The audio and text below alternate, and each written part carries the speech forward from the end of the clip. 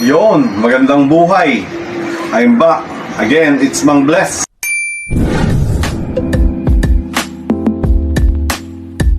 Para sa Real Talks.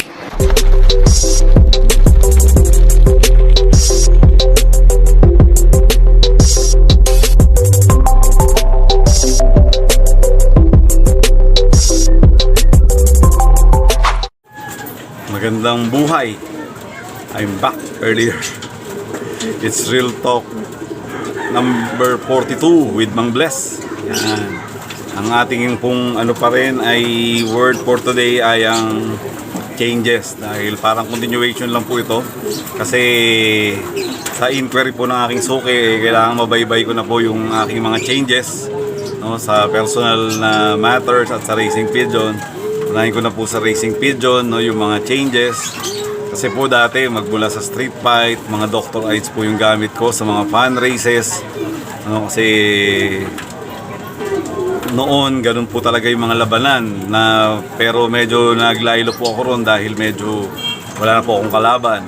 Kaya transition po tayo sa mga derbies talaga. Yan, yung mga Vicente ngo, yan, na-hunting ko kasi lahat ng mga talagang mga magagaling nagpahinga, at syempre yung passion, kahit ilan lang kayo, nasalo ko po yung mga magagandang mga Vicente ngo through sa mga compares ko na rin po. Yan, kasi dati nga, sabi ko nga patuloy sa changes, dati mahal yung singsing, maliit yung premyo, kaya talagang mga passion lang.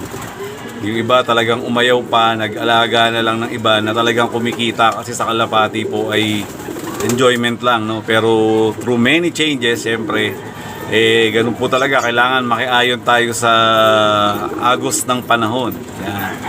Na nag-evolve na po, na naroon yung mga magagaling, pero may weakness pa rin. Kaya po sa mga changes po natin, minsan i-cover natin yung, o kaya tapalan natin yung mga weakness at saka mga strength. So, nakita ko noon, may konting trouble sa longer events. Yan, nag-search po tayo at kuha naman po tayo ng mga talagang family o mga subok talaga na naglo-long distance. Kaya maganda rin yung naging resulta, no? At through the years pa rin, kagaya po ng banggitin ko na po, mula po sa mga Vicente ngos, sa mga Tommy de Veras. Yan, ito po yung isa sa mga sample. Yan, nag-throwback lang po ito, kaya tinago po ito po yung mga tinatawag na yung mga Black Vicente. Yan. Kaya yun po. Tapos yan ay mga Bird of the Year ni Tommy de Vera. Yan, kaya ano po kaya tuloy-tuloy po yung mga changes po na yan hanggang sa mga pagdating nila Super Blues at yung mga Black.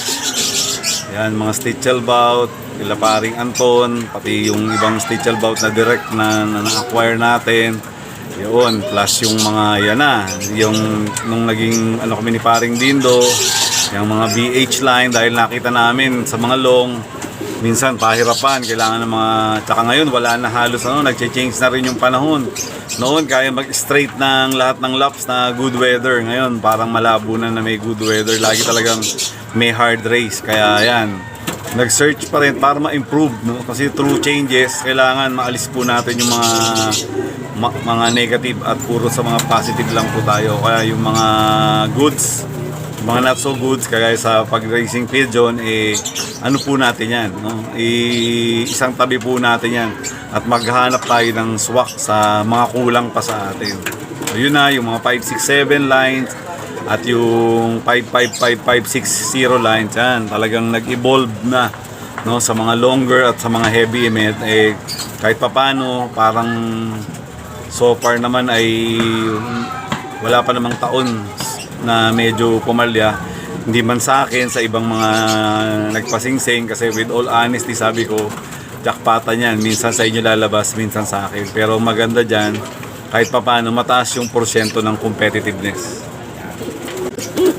Yan, sa nabanggit ko kanina, yan yung mga pag nagkokomukha yung itsura, yan kagaya nito, throwback, no? Sa mga PSG line, pero ito ganito yung mukha ng Bird of the Year. Dalawang Bird of the Year 91-92, ganito yun. Sila Emperor saka sila Empress. Yan, kaya tinabi ko na rin. Ito ay isa sa aking tinatawag na Quadro de Alas sa mga anak nila Super Blue at Komusuki, sa mga PSG ko, no, na lines, no, kasi puro Tacloban champion, mga 4 hits, hindi man sa akin sa iba. Yan, pati si mismong Yan, kaya sa improvement po, yan, yung mga ano, ito po rin yung request nyo na kayo mag-prepare. Ilalatag ko po yan. Yan, through changes, marami talaga kailangan makiayon tayo. Yan po yung request nila Suki. Pipicturean ko later. No, na kayo na lang po pumili ng pairing. Siyempre, yung sa special prices natin. So, yun po. Yan. Sa changes din natin, siyempre, sa buhay-buhay, lagi po tayong maging aware, no? Kung ano po yung maging hindi magandang resulta ng mga nakaraan, change na po natin, no? Para for better nga, sabi ko. At para sa magandang sa mga future na maganda, no? Kagaya ko, thankful kahit sa maraming changes. Medyo mahirap sa umpisa, pero sa umpisa lang. Natutuwa po kayo kapag naging maganda pala yung resulta ng pagbabago nyo for good at sa for good result. Yan, at lastly, dahil medyo overtime na naman ako, pakita ko lang din yung mga changes ngayon. Yan, yung nabanggit ko nung kanina. Yan yung mga quip, yung may puyo. Yan, ito kay Jeric dahil gusto nyo makita yan, ganyan. Kay Boss, kay Boss Ray. Yan, mga ready to na to kaso wala mga 1 week, mga sa weekend. Para mas malalakas na sila. Para kunin nyo. Yan po yung mga evolution sa mga blocks na naglalabas ng blues. Yung blues naglalabas ng blocks. Baka wag po kayo magtaka dahil sa mga throwbacks.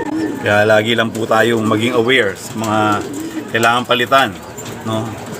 Kasi bilang racing competition po ito parang buhay din, competition po ito na kailangan makiayon talagang sumabay po tayo sa mga pagbabago. Kasi pag hindi natin napag-aralan, sabi ko nga hindi naman po ito para sa lahat. Para sa mga competitive lang po na gusto ng sports na with matching syempre na success ng mga hobby natin plus success sa buhay. Dahil dyan, peace. Thank you.